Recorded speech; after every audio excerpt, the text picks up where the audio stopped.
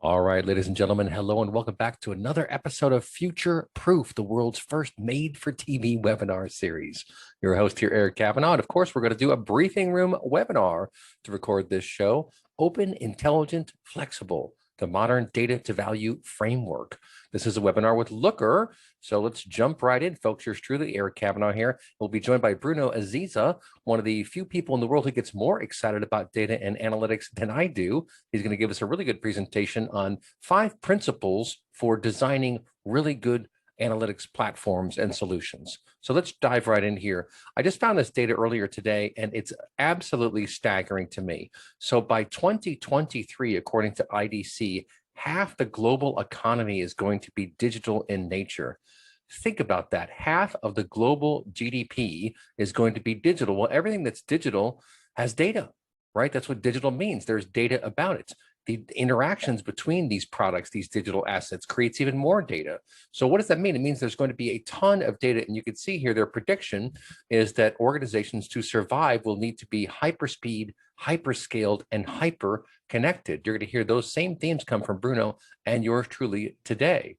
So let's just take a look at one segment of where a lot of this data is coming from, the sales and marketing universe. This is the Martech 5000. It's a bit of a joke these days because it's actually about 8,000 applications. 8,000. That's a lot of applications. We're going to dive into just one of these to get some flavor. But let's think about this for 1 second. 8,000 applications. They all have their own data models. They all have their own user interfaces. Of course, they change over time. This is all software as a service, too, I should mention. So most of it is running in AWS, some of it in Microsoft, some of it, I'm sure, in the Google Cloud platform and other places as well. But the point is that there are 8,000 apps with all sorts of interesting data. Now, nobody will ever use all that data. No one is ever going to use all those apps. But let's say you want it to be, just for context here, let's say you want it to be really knowledgeable about these things and you're an analyst and you want to dive into and just give 1 hour each. If you worked 10 hours a day, 5 days a week, took 2 days off a year, it would take you over 3 years to get through this list. And guess what? By the time that 3 years went by, there would be another 2,000 to 5,000 apps out there. And the first 3,000 you reviewed would have changed.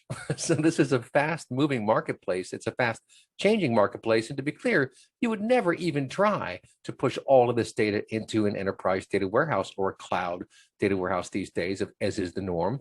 But my point here is that we want to leverage this data. We want to leverage this information to get context, to understand who are our prospects, who are our customers, where is the profit coming from, what is the trajectory of the industry that we're in, for example. All of this can be gleaned by piecing together data from these different systems. So how do we do that? How can we do that effectively and efficiently and cost effectively?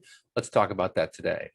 So let's just dive into 2 spaces here, mobile apps and mobile marketing. Look how many different companies are already focused on mobile apps and mobile marketing. It's remarkable. I took a look at this. I knew very few of these. Now, it's not my space per se. I focus more on analytics, big data, cloud, etc. But this is a huge part of the equation these days. And so I just dove into one. I just saw Mob Fox on that mobile marketing pane right there. I'm like, all right, let's check these guys out. So what do? The preferred in-app advertising platform. They help you monetize your apps, grow revenue and results with data-driven technology. Sounds like our space, right? Let's take a look at them. So leading data-driven mobile supply-side platform and exchange. It's now connected to 175 plus DSPs and is used by over 40,000 Android apps. Think about that. These folks have gone a long way. They're having a big impact, and they are just one of 8,000 applications you can use in the world of automated sales and marketing. I'm saying this just to give you context and to help appreciate the magnitude of the challenge right here, because I see several things happening here in the marketplace. First of all, let's take a look at more of this IDC information. So by 2023, over 500 million digital apps and services will be developed and deployed using cloud native approaches. So what does that mean, cloud native? Really, it means adhering to the core principles of cloud design, if you get right down to brass tacks. So what you want to be able to do is take your technology and move it from one cloud to another and have as little friction as possible when you perform that. It's not easy to do. Microservices are a big part of that, of course. Something called Kubernetes is taking the world by storm. We can thank Google for Kubernetes, quite frankly. Docker, of course, paved the way. But the point is that cloud native is the new normal, and it's where most of the data is going to live. Well, most, let's say a lot, a whole lot of data is going to live there. So what does this all mean? Let's kind of dive in. So what is the future? It seems to me the future is, number one, digital. Every digital asset creates data. Like I said, the interactions of digital assets create data. The analysis of all those assets creates the insights which are going to drive innovation. If you look at all the hottest companies today, I promise they are all of them, every last one, data driven. The future is heterogeneous. You got 8,000 apps in MarTech alone, right? We're talking about 500 million specialized apps by 2023. We're going to have more variety than ever. That is going to continue in its trajectory, it seems to me. We're going to get more and more and more apps, and you're going to see a lot of alliances being formed. That's happening already, quite frankly. Some major alliances. There are probably like 4 or 5 of them if you step back and look with a critical eye and see what's going on. And of course, the future is also federated. So think about in the old days how IBM and Oracle and SAP in particular, and there are a bunch of others, Microsoft to a certain extent, Computer Associates even, there are a whole bunch of different major vendors, let's say 10 and 20 years ago. That competition helped keep things somewhat honest, right? But of course, those big guys made tremendous amounts of money with the old pricing model, right? Which is enterprise software. How much does it cost? I don't know. How much money you got? How bad is your pain point, right? A lot of that is changing. We're going to have much more transparent pricing models in the future. So that's something to look forward to. But the point is that now these new major vendors like Amazon, like Google, like Microsoft and other players getting into the space, they're also pushing down price, really putting emphasis on performance and putting emphasis on customer service and usability. Lots of things happening in that. It's going to be very interesting. But the point is the future is federated. Don't think in terms of the data warehouse so much anymore as the center of the universe. The data warehouse is going to be a very trusted source for your analysis. It's not going to be the only source by any stretch of the imagination. So if you're overwhelmed, well, take a look at this. Again, back to IDC, AI is inescapable. By 2025, at least 90% of new enterprise apps will embed AI. Most of these will be AI-enabled apps. This is amazing. Think about that, 90%? That's astonishing. So AI is everywhere. It's all over the place. A lot of times it's just baked into the technologies you're already using. Facebook, LinkedIn, obviously Google, Amazon, Microsoft. AI is being woven into the fabric of technology that we use today. So what does that all mean? Well, you can do it yourself, or you can bring in the big guns. I want to go ahead and bring in the big guns here and bring on Bruno Aziza of Looker and Google. Actually, he's quite the evangelist. He's been around for quite a few years now and is really making a name for himself. And is doing such an excellent job of explaining why this all matters so much, why it's so important. With that, I'll hand it over to Bruno Aziza. Bruno, take it away. I love your introduction here, particularly on the role of artificial intelligence. I think there's a lot of misleading expectations on, oh my gosh, let me go out and buy some AI. I think the best way that I could help people think about artificial intelligence is decompose this acronym AI and think about it not as it stands for artificial intelligence, but it stands for applied and invisible. You're already benefiting from artificial intelligence, and you're going to benefit from it even more. And the best way that we can get value of artificial intelligence is when it's applied to a business problem or a workflow, and when, in fact, you don't notice that it is doing the job for you. And so I think, it's inevitable. It's providing a ton of value to us today, and it's going to provide more value, I think, moving forward. And so I'm not surprised by these predictions, and we certainly see it with customers day in and day out here. Hopefully you can see my slides now, Yep. And I operated the switch correctly. You did. Hi everyone. If you don't know me, I hope to connect with you on LinkedIn or anywhere else if you're interested in data analytics. My last name reads forward and backwards the same way, so it's an easy way to find me online. There are not too many Bruno Azizas, and so it's easy to just do a simple Google search and find me there. We have documented a lot of what we're talking about today. There's an article that went live on Forbes last Friday that decomposes the considerations we're going to talk about today on how to drive value from data. So don't worry about taking notes. First, I think this session is recorded too. It's also written somewhere else where you could go and read about it later. So we really want to take advantage of the session to engage with all of you today.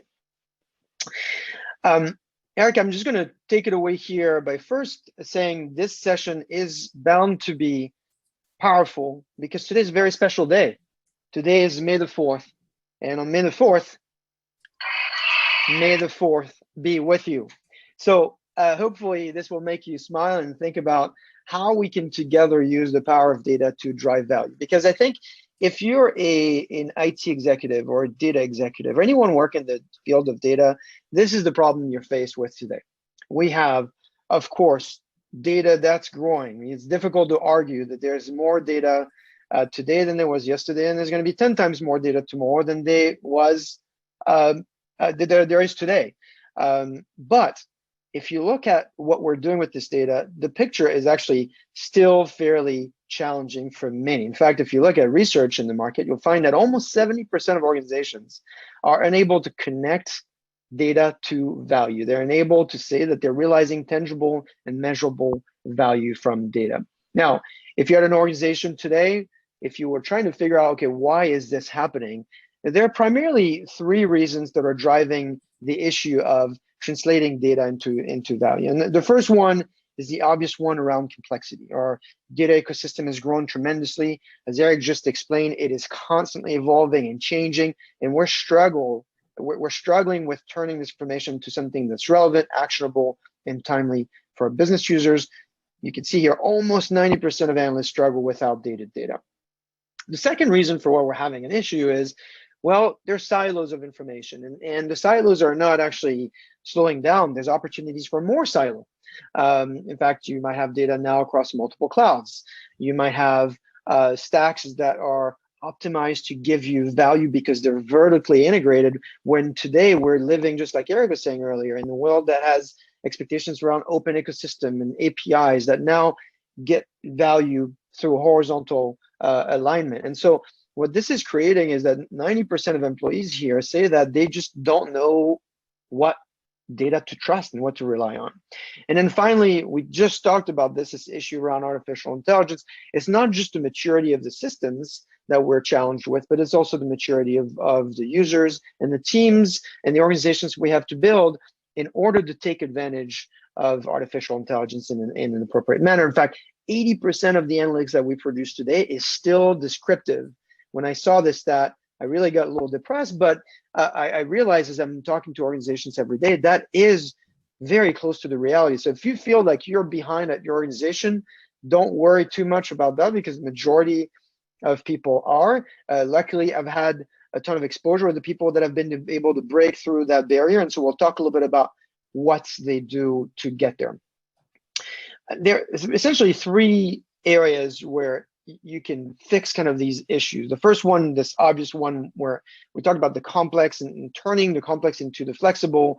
We feel that, of course, at Google, we're providing value here that is rooted in our DNA. If you think about what's the company you go to get simple, flexible access to information in a interface that is very user-friendly, when you think about google.com, right? So you go to a search bar, and now it's just a few words, you're able to get data coming from a complex world of disconnected, disparate, fast-changing data that makes the internet. So we feel that from our DNA, we've had a ton of experience solving this problem of a complex world and simplifying it down. And internally, certainly the products that we make available to the public today, like BigQuery or Dataflow or any of the products, are products that we've used for our own needs for over a decade. And that's something that not many other vendors can tell. And so that's this first idea of flexibility, how to simplify a world that is complex today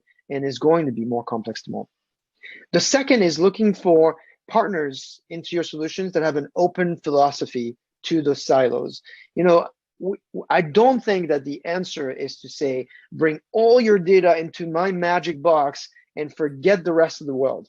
Because the reality is, as an organization today, you are dealing with an ecosystem. The world of data has moved from a black box, closed environment where you can control a small data set and really kind of squeeze insights out of it, to a world that's expecting that you're open from a multi-cloud standpoint, open from an open source standpoint, open to your partners, the companies that you're partnering with who have data that they want to share with you, and also open with other partners that maybe have data they want to sell with you, sell to you, or that you want to sell data to.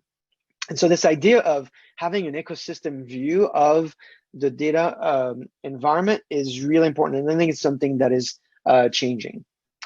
The third item around maturity is really about making sure that artificial intelligence is in everything that you're doing today. And the sad news today is that only 20% of analytics insights will deliver business outcomes through 2022, according to Gartner. So we have a lot of work to do there in making sure that intelligence is embedded in everything that we do. Certainly on the Google side, we have assets like Looker, we have assets like Data Q&A, we have assets like Connected Sheets that have embedded artificial intelligence that help you do more work. So an example of Data Q&A, this is a natural language interface that allows you to type in and then query a set of databases, get results back. In the case of Connected Sheets, if you're using Sheets today, you'll realize that we have things like smart fills, where you start filling a cell and it understands that it's part of a table, and it says, oh, okay, well, should I apply this formula to all the other cells? So we're trying to embed artificial intelligence just about anywhere that we can think that where it can help you, auto completion of sentences, et cetera, that can help you, just like Eric was saying, take the grunt work, the work that you were going to do anyway, but that we can automate and make it easier for you. So those are kind of the dimensions that customers are faced with and how they're looking to Google to solve them. Now, if we kind of now step back and look at, forget the vendor, forget Google for a second, and think about, as a CIO, a chief data officer, a data analytics leader in general, what are the dimensions that matter when you build this modern data architecture?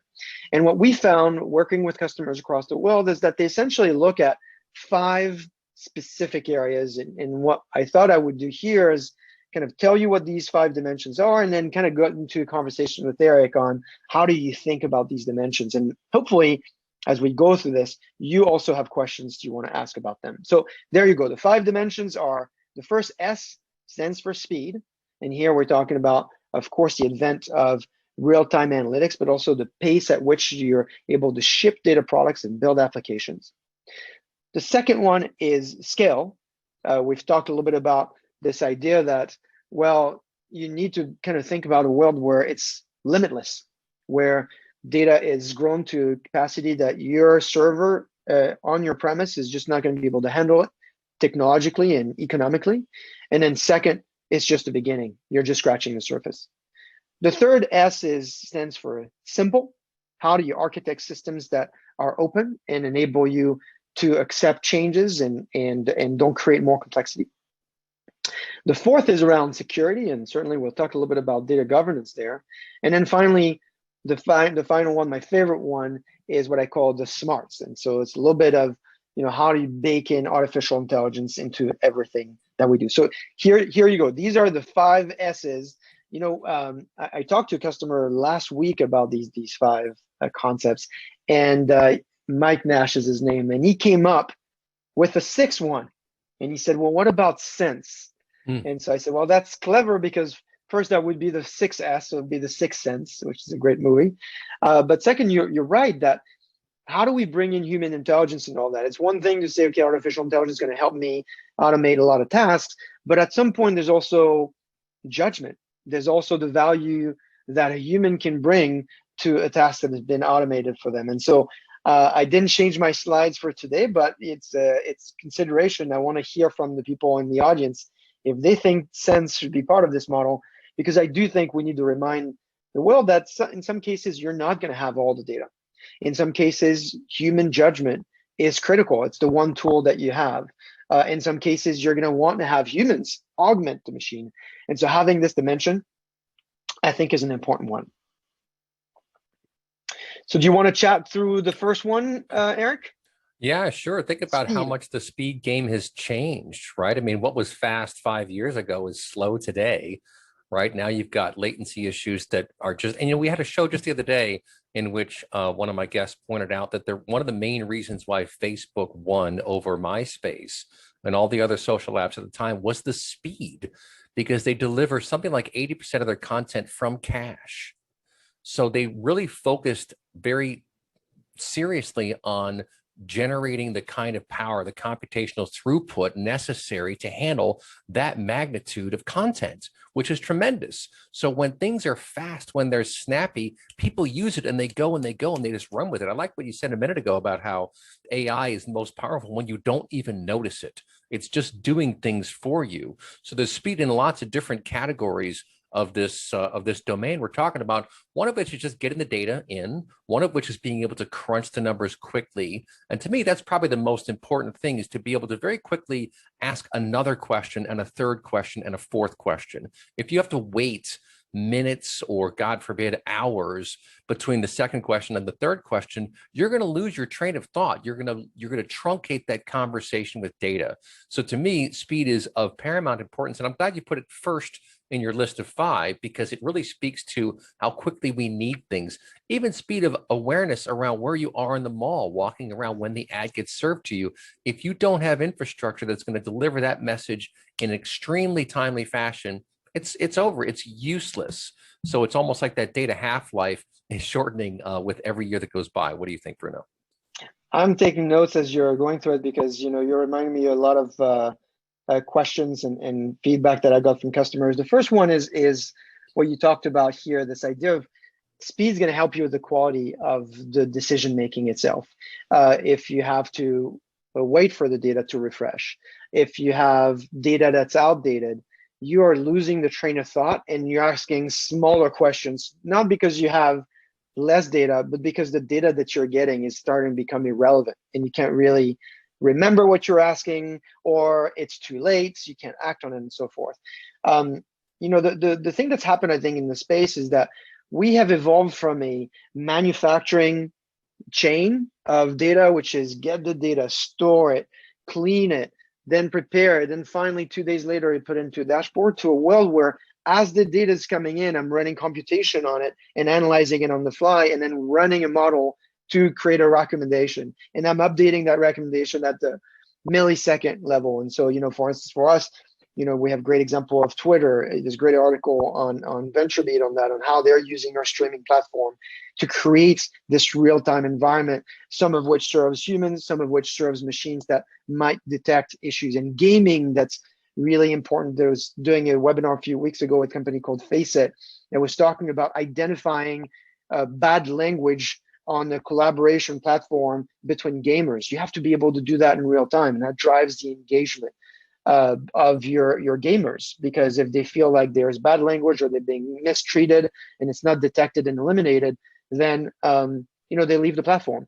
And so the value of speed here, when we talk about speed, we're not just talking about speed for speed of delivery of application or speed of query. We're talking about the value that speed brings in the decision-making process, in the ability that you have to create compelling customer experiences for your end audience. I'll end with one comment. About 10 years ago, I was on stage at the Predictive Analytics Conference, and I came up, Eric Siegel, I don't know if you remember Eric. Oh, yeah. He asked me, he said, what would you be the guidance? And I came up with this idea of like what I call the RAT principle, RAT principle. And I said, no, every organization I deal with, the struggle they have is that if their data is not relevant, if the data is not actionable, if the data is not timely, which is how I came up with the RAT, then they really have not been able to get value out of the data that they've identified, stored, processed, et cetera, et cetera. So what I'd leave people here on the call on this dimension in particular, run the RAT principle across your process today. Ask your team, are we doing everything to make sure that the data is relevant, actionable, and timely, either to a machine or to human, so we can drive differentiation from the data that we use, process, and buy and share, et cetera, et cetera. So this notion of speed, I don't want people to be left with that. We're talking about speed of querying here. We're talking about something much bigger that really has an impact on the quality of your decisions. Yeah, and real quick, I think also your whole organization is going to rise to the challenge, right? I'm always amazed at how well people will rise to the challenge. Look at how we all dealt with COVID. that was a pretty Yeah. severe disruption to the global workflow and also to just life on Earth. And most people adapted pretty darn well. So if you embrace this principle of speed for your organization, like Bruno said, not just speed of query, but the whole process that leads up to making that query and acting on that query, if you embrace that speed as a principle, I promise your entire organization is going to rise up because the bar is going up and people will go up with it. Bruno? Yes, I think you're absolutely right. Half of the issues we have with data and decision making is actually a culture issue, and it's anything that you can do to make sure that you are participating in building a data-driven culture is important. We'll talk a little bit about it when we talk about security and governance, but every dimension here has a component of culture. And I see people actually giving us kudos for the sixth sense here in comments, and then someone says rat reminds them of Skinner's book Beyond the Freedom and Dignity. So thanks for the shout out here. It's great to see that this content kind of resonates with people. Do you want to talk about scale? I can give you context for it, and then we can see how the audience feels about it. If that's okay with you, Eric. Sure. Yeah, go ahead.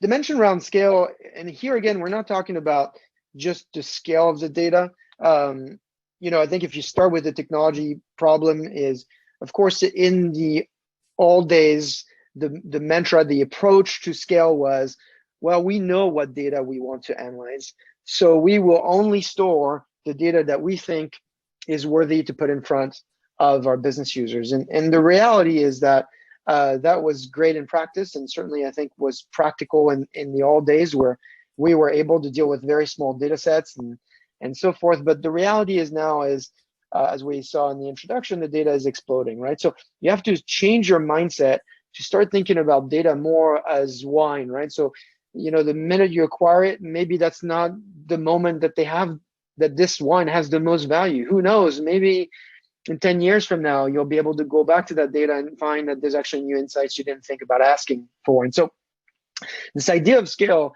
really talks to the idea that you don't know. When the data comes in, you don't know how valuable it could be in 1 minute, in 1 second, or in 10 years from now. So the philosophy here around scale is never throw data away. And of course, using technology like the cloud is helpful because the price of storage now has gone down. But the other dimension of scale is also thinking about this idea that the scale of your thinking needs to go beyond just your corporate walls. And we know that the insights that you need to generate, they're primarily going to come from data that you probably don't have in your data warehouse, that you need to go and acquire from partners, or that maybe come from other vendors in your supply chain. Like think about retail, for instance. Part of the inventory data, it can be married with the logistics data and so forth. So this idea of thinking about scale that's beyond just the data that you can see. First, the first model is, of course, thinking about the data inside your walls and make sure they create a system that's limitless, but also don't stop there, because just relying on your data is giving you just a false view of reality. The best example that I can think of is when we do performance assessment. Inside a company, you're going to say, we closed, our business last year was 100, and next year we think that our business should be 150. That's 50% growth, and we think that would be amazing. And that does sound like an incredible, objective. There's one problem with that. If your competitor is actually at 200 and 300, you now have not taken into the account this data that you might have gotten through a benchmark. Where are you in your industry? How do you compare to what your potential should be? So you can ultimately, So you can ultimately kind of drive value off of, your full potential, if you will. So this idea of having access to external data is important because you're part of a value chain, but it's also important in how you're driving your teams to think big and achieve your own potential through data. Yeah, and I'll throw out a couple comments on scale too. First of all, big thanks to Google for creating something called Kubernetes, which really embraces multi-cloud and hybrid cloud, right? We talked earlier about federation. The world is federated. It's going to remain federated. So how do you deal with that? And what's interesting too about scale, we used to always think in terms of scale up. If you go back in time to the late 1990s, companies like Yahoo, for example, were really hard at work. The open source community was focused on how can you scale up capacity to handle peaks in demand. So the Christmas season, for example, Black Friday, these are huge days for e-commerce way back when, 22, 23 years ago. We had to be very careful about scaling up because you just typically had to provision for the peak. That's extremely expensive. Now, in large part, thanks to cloud native technologies like Kubernetes, you can scale up and then scale back down. And what does that mean? It means you can shave off unnecessary costs and really focus on what you're doing. And when you talk about scale too, I like what you mentioned, Bruno, about opening your mind and seeing beyond your own data.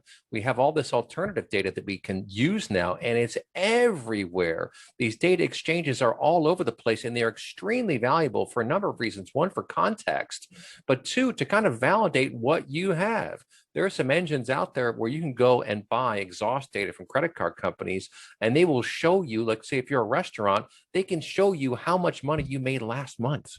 And they'll show you all the transactions because it's in the credit card exhaust data. So if you can open your mind to the possibility of where this data comes from, you can use it to kind of rationalize and reconcile your own corporate data and see what you're missing. Because again, to Bruno's point, if you're not looking at the landscape at large, you're missing something, I promise. I mean, you could have a whole team focused on disruptive technologies, and a lot of companies are doing this these days, to know where to invest.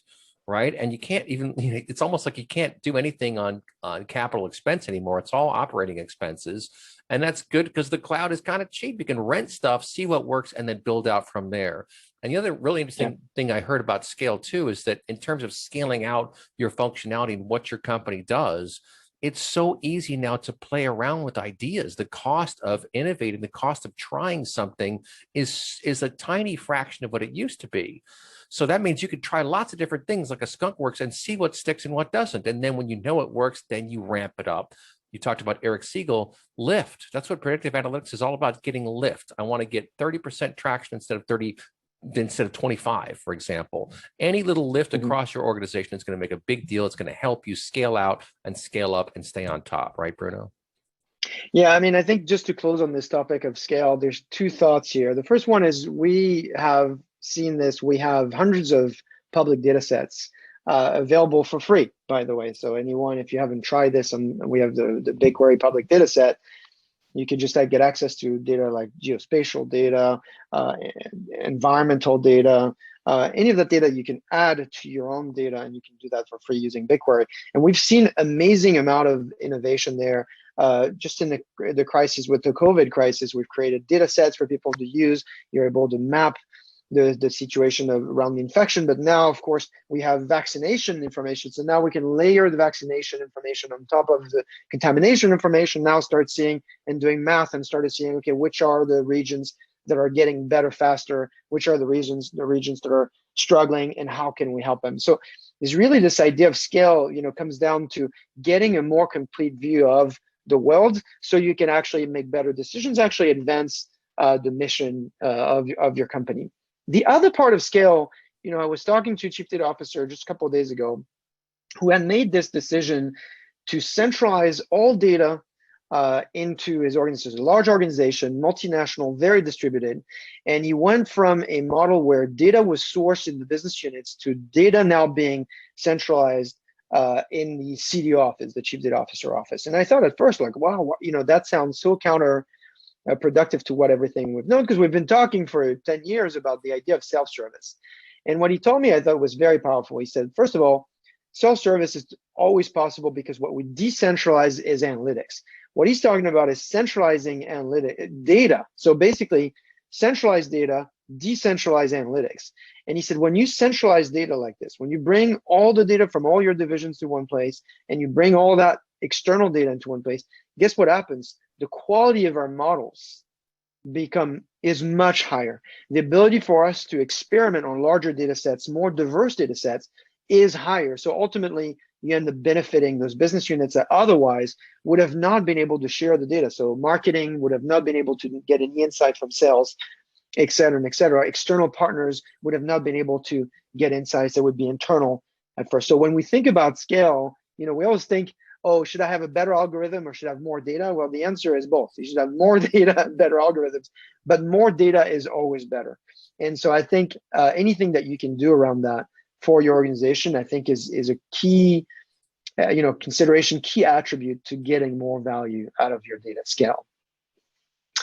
Security is a big one, of course, and there's a lot of research here. This past week, we saw the 2021 State of the Cloud report published by a company called Flexera, and what they found is that security concerns actually increase as the level of maturity increases as well.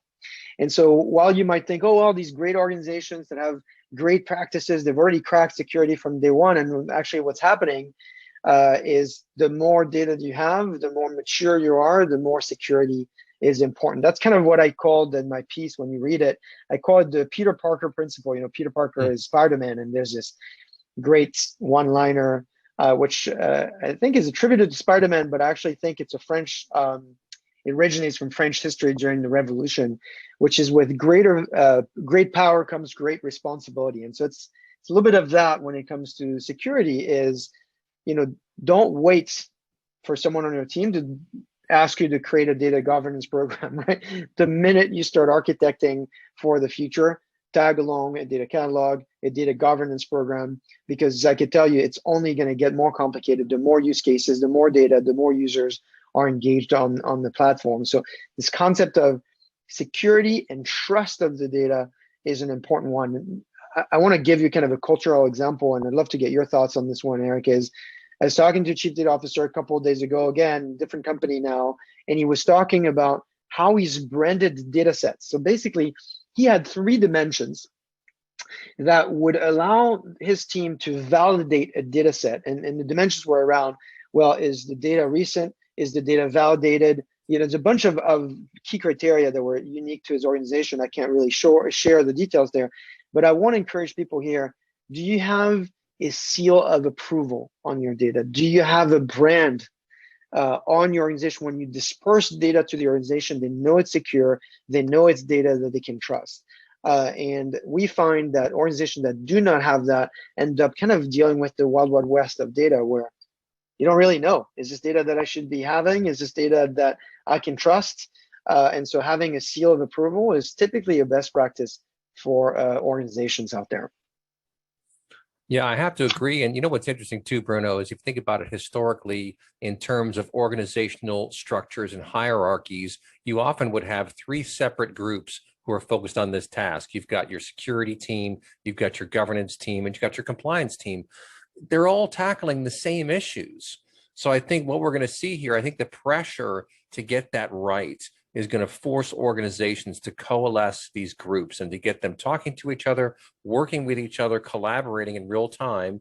And just to think about for a second, how much has changed. I often give Google tremendous credit for sideswiping Microsoft, where you used to work, of course, in the docs space. If you think about it, Microsoft Office, that was their cornerstone for years and years. Google came along with Google Docs and just sideswiped a major vendor in the space. Something you would have thought that Microsoft could have come up with. Well, why didn't they come up with it, right? And the answer, of course, there's lots of different ways you can slice and dice this, but there is a culture of innovation that forged forward at Google to make that happen.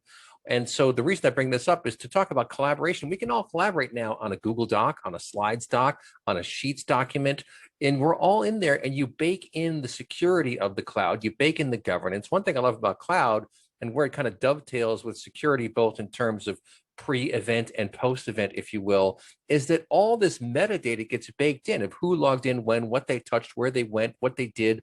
All that stuff is captured, which means you can roll back, you can better understand what's happening, and you can deal with what's happening. And folks, communication and collaboration are going to be absolutely crucial for the future of anyone who wants to thrive. Like IDC said, with all this data out there, with all these new apps, if you're not collaborating with your teams, if they don't know between the left hand and the right hand what's happening, you're going to be in big trouble. And these security and compliance issues are going to be really painful, because I promise you the EU is going to slap huge fines on organizations. California is going to get into that business. They already are. So you must be secure. You must embrace it from the ground up. And to me, the key is collaboration, having groups working together, not against each other. Security, governance, and compliance are all in the same bailiwick.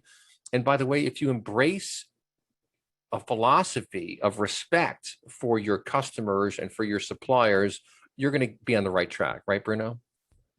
Yeah, I think, it's amazing that you're using the docs analogy, because I realize, I use that all the time.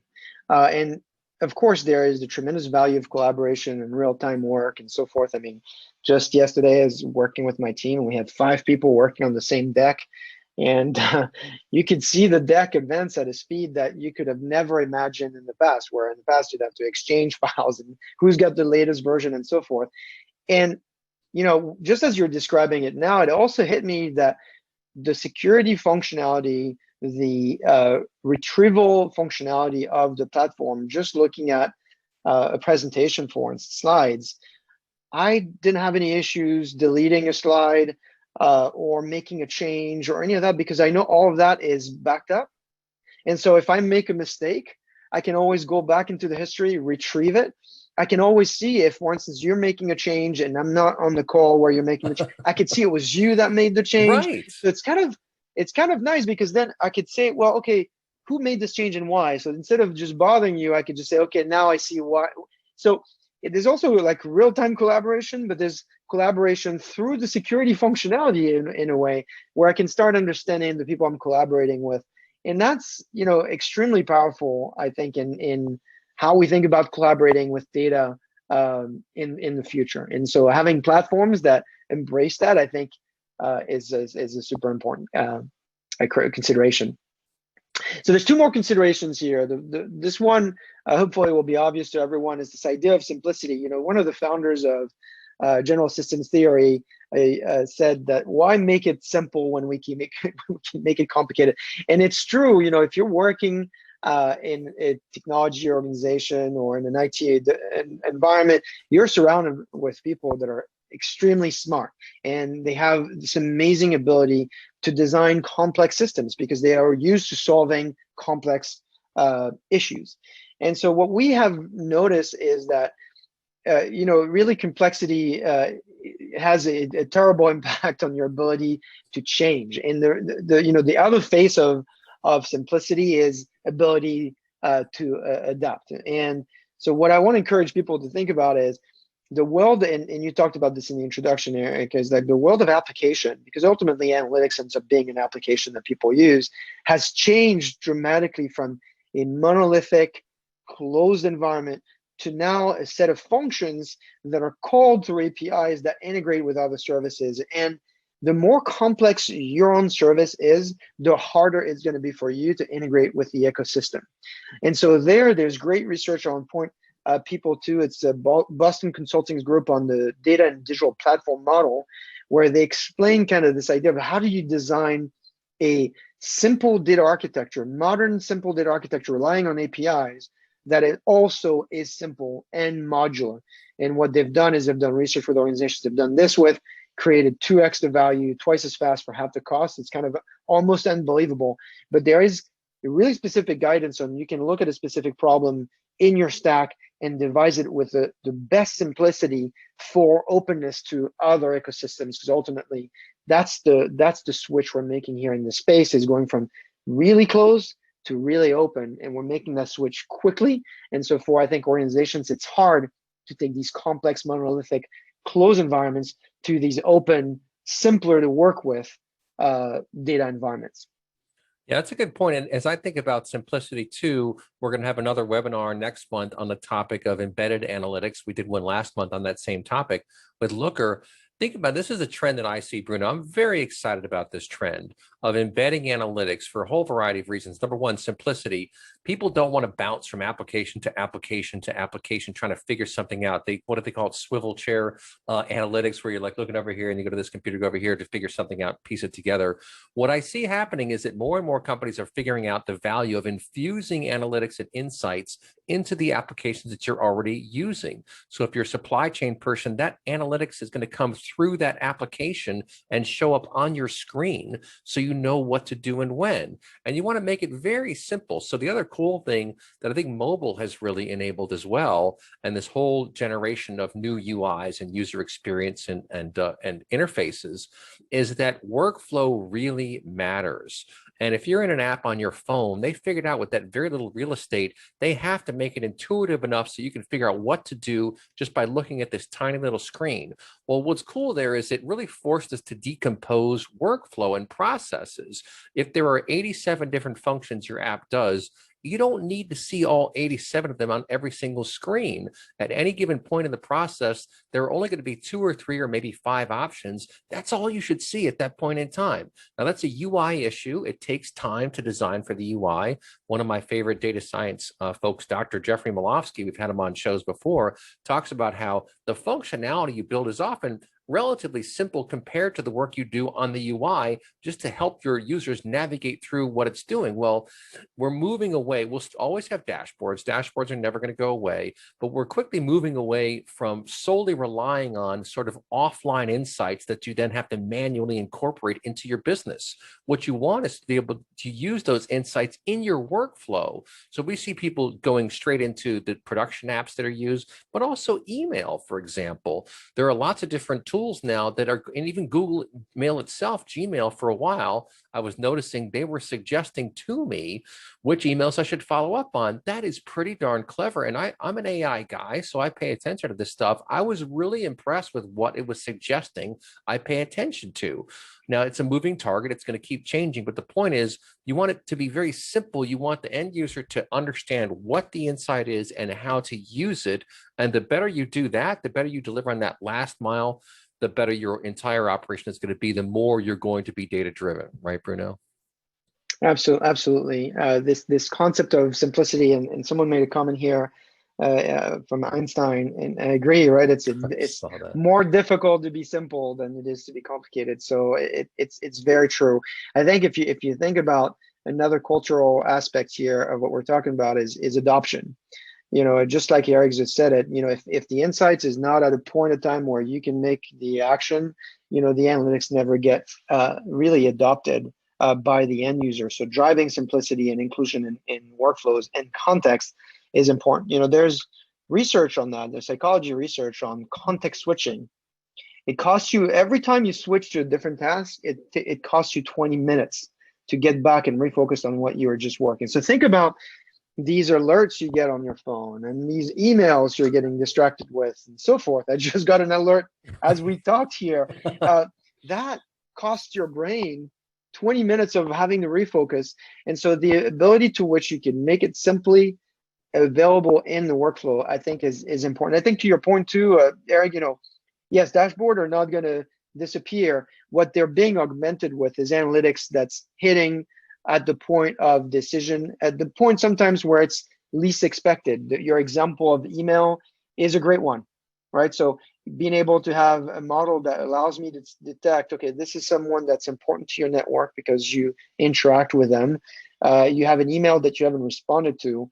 You know, tell me something about myself that I don't know about myself is the best, I think, use case for analytics. You know, we always tell people, it's like, oh, well, analytics is about discovering new things. That's true. But if I can help you discover something about you that you don't know yourself, now I've really hit the jackpot with analytics. So simplicity doesn't mean simple analytics. It means simplicity in the way it's absorbed by the end users themselves and by the systems that use them. In fact, you know, this connects directly with the final S here of our model, which is the smarts, this idea that artificial intelligence can help you drive better simplicity. So the hurdles between understanding data, getting insight, and taking actions are being removed. You know, more than 95% of enterprises today consider that AI technology is an important component of their digital transformation effort. That's research from 451 on artificial intelligence. And so that's really an important consideration. It's like, what are the tasks that are appropriate for humans only? What are the tasks that are appropriate for machines only? What are the tasks that are appropriate for both? I always think about, we have three types of relationship with data and humans. We have what we're doing here, which is human to human, which is collaboration. Then we have data to data, which is automation. And then we have human to data, which is analysis. Often when we think about artificial intelligence and augmentation, we think about the machine augmenting the human. But what we have found is actually human augmenting the machine is probably the area where you get the most value out of your infrastructure. There's one book I'd like to point you guys to, is a book by Tom Davenport called Only Humans Need Apply. And he has a great framework for parsing through the decisions that when humans are better equipped than machines and vice versa. And so he talks about the step-up model. It's a great book. It's an easy book to read, but it's also a book that I think will help you through this challenge of, is it the machine or the human? It turns out it's the machine and the human. Companies are struggling with that right now, Eric. I mean, I don't know what you're hearing from your customers and partners, but this is not a problem that has been completely solved yet.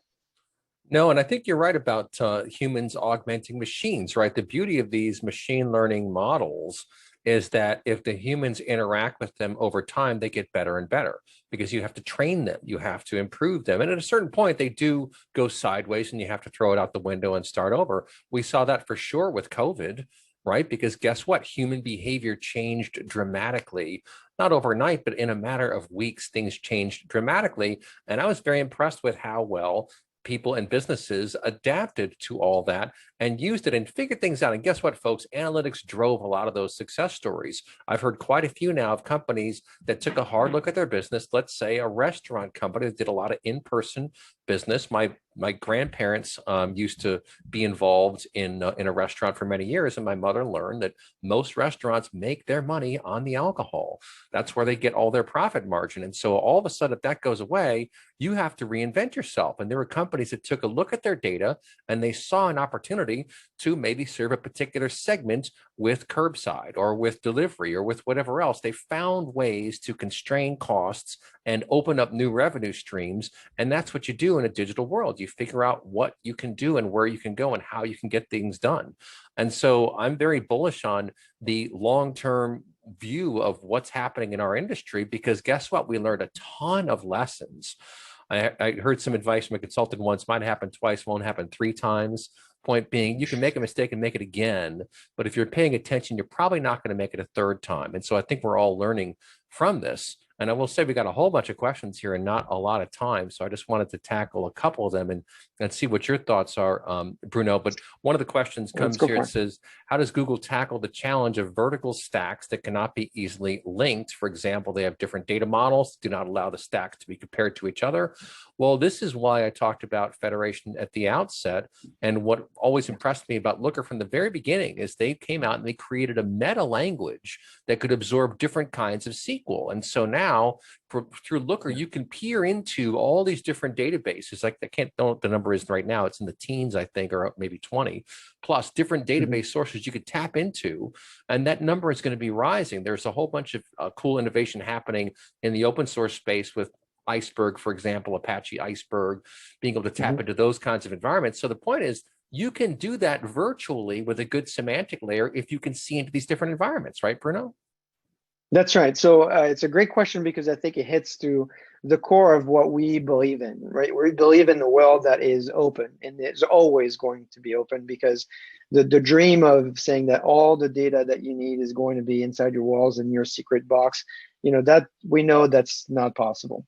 And so, there's 2 areas that I would encourage you to take a look at. Eric talked about the first one, this language called LookML, which is a very flexible application development framework that allows you to basically build semantics on top of the data wherever the data is stored. It can be stored on premise, it can be stored in the cloud. But the idea here is that you're writing business language or business logic that can now go out to the data wherever it is and bring it back to you in a way that you can kind of consume the value of it. The value obviously is the ability to reach out, but as also the value is to bring disparate data into one environment that makes sense to a business user. The second area where we're investing a lot is a platform called Enfos, which is an application virtualization and a way to think about being open to multiple clouds. You know, the application of it for us in the analytics world is a product called BigQuery Omni. So we announced BigQuery Omni for AWS, which is basically a product that allows you to take the processing to the data and right from within your BigQuery interface. The idea is to create a single pane of glass, if you will, that allows you to see the data and work with the data, but take the processing to where the data is at. So you don't have to move all the data before you can analyze it and so forth. So I think of any of the other cloud vendors in the space, we probably have the widest portfolio to help you work in the multi-cloud world, and certainly the most advanced, I think, strategy. There'll be more announcements in this topic in particular, but I think the reason for why we're differentiated and we meet you, whoever is the person that asked the question, is at the core of what we believe. You know, it's not a what thing, it's more of a why thing, which is we believe that the world is open today, and we believe that the way companies will achieve their potential is by being more open. Another last example that I'll take before I flip it back to you, Eric, is not just being open to multiple clouds or multiple data types or multiple data storage capabilities, also being open to open source, right? So a lot of the innovation happening today, you talked about Iceberg, for instance, is happening in the community. So how do we create a system by which we are able to embrace the work of community and then add the value that we have as a scaled infrastructure vendor to make those services available, manage at planet scale, and so forth? A great example of that is a product called Dataflow, which is based on Beam, Apache Beam, and creates, you know, this great planet scale, a serverless environment, highly managed for streaming analytics platforms. And so you'll see this across our entire portfolio, both open to multiple clouds, open to multiple scenarios, and also very open to open source, because we know that's where innovation starts. That's exactly right. I know we're almost out of time here, but just a couple of quick things. One, I noticed just today working in Google Sheets that it's now giving you recommendations of data cleanup to do on certain cells. That's right. So that's a data quality issue. You used to have to run your file through some application and come out the other side, and then of course the entropy would start back the next day. But here you're gonna get these suggestions. That's infused, folks. That's analytics. Those are insights that are dynamically generated by the engine under the cover to point out something to you that you can then fix. And that's the future. Is you're going to get all these little suggestions about what to do, and the system can track when you accept and when you don't. If you say no, actually that's wrong, it'll remember. Oh, okay, no, that's a new word, or that's something that they're doing that's different. Last thing I'll throw over to you quick. I know you have to run probably, but chatbots. One of the attendees says, please answer these two questions. With so much hype in AI for several years, why are all the chatbots so bad? Sorry, but they do nothing. Two, Google has the best search engine on earth. When do I expect to see use content-sensitive, semantics-based search? All right, so first of all, on chatbots, many of the early ones came out too early for prime time. There's no doubt about that. But folks, I could tell you the nexus of artificial intelligence, chatbots, and really workflows, decision trees, the kinds of things that call center people go through, well, that's what AI can go through too. So these chatbots are going to get really powerful, and they'll be good at the simple things, right? Like, what is your address? What are your working hours? The kinds of questions that would chew up a call center all day long. 80% of those can be handled by a chatbot. So I'll say that in terms of semantic search, that's very interesting. And I think we're on the cusp of something, but what are your final thoughts, Bruno? Yeah, I mean, I think you're right on the money there. A couple of things. So I can't talk about other vendors' chatbots, but I do agree that it's a complex problem to solve. You know, lots of issues with interpreting the language. But I would say two things. The first thing is, in the process of analytics, we have a lot of work that we're doing. I was referring to Data Q&A, which is a product that is based on the Analyzer technology. It's a technology from our labs. Look it up, because it'll show you kind of how we are able to interpret language without having to create a dictionary or create synonyms. Because one of the issues with natural language processing, natural language understanding, is that most companies will make you create a dictionary and synonyms, and what happens there is that you're never complete enough, and so you're going to fail 8 times out of 10. And so creating systems that are more intelligent and kind of auto-create their dictionary as they go, because they have more data, are probably going to be more effective. And so that's kind of the first point I would give. And then the second point is that specifically to Google, we have this technology actually got to use a couple weekends ago, called it's CCAI, so it's Customer Center Artificial Intelligence, and basically it helps you use artificial intelligence to create these human experiences. And the way I got to use it, you might have seen this demo about a year ago from Sundar on stage, where he was using AI to make a phone call to make a reservation to a restaurant. And that was completely automated and created by a digital agent. And so I think there's research here that shows that the digital agent is going to grow really quite significantly over the next few years. So what I would say is that, I think I can't talk to the vendors that you're having issues with, but I can tell you in terms of where the future is going, certainly there's a lot more work that's coming, and it's inevitable. The technology is going to get better over time, and you will hopefully get better information and better service from your platforms. I realized that I closed my deck quickly enough. I wanted to make sure that I shared, at least with the audience, blogs that we write for them to make sure that they are in touch with what's going on in the community, what we're learning from customers, as well as ways to use all this technology we've talked about. These what we call reference patterns or solutions that span across retail demand forecasting all the way to credit card fraud detection and so forth. These blueprints are available to you for free, so they are here to help you get started solving these problems. And then finally, we have the Data Cloud Summit that's coming on May 26th, where you'll get to hear from customers that are succeeding with Google and their data and analytics issues. And so I really invite you to join. It's free. It's a 4-hour event, so it's also fairly straightforward for you to join here. It starts at 9 and ends at almost 1 p.m. So the sessions will be recorded. So by registering, you also will be able to get access to the recording after the event. Sounds good. And we'll have Bruno on an upcoming DM Radio episode. So if you want to be on one of those or want more about it, send me an email, info@dmradio.biz. This has been a fantastic show. It's always fun talking to you, Bruno. And it's been great to learn your insights from talking to customers and talking to the people on the front lines who are making these things happen. It's a very, very bright future, but you got to keep it simple, right? Well, thanks for having me, Eric. It's always fun to talk with you, and I can't wait to hear the feedback from people in the community. All right, folks, we do archive all these webinars for later viewing. Hop online to our brand new revamped website at insightanalysis.com. You can scroll down. It's in 5 different segments: spoken, written, observed, revealed, and delivered. And yes, that spells sword because I'm a dork that way. With that, we'll leave it with a lightsaber, folks. Thanks again, Bruno. Thanks to all of you out there for your great questions. We'll talk to you next time, folks. May the 4th be with you.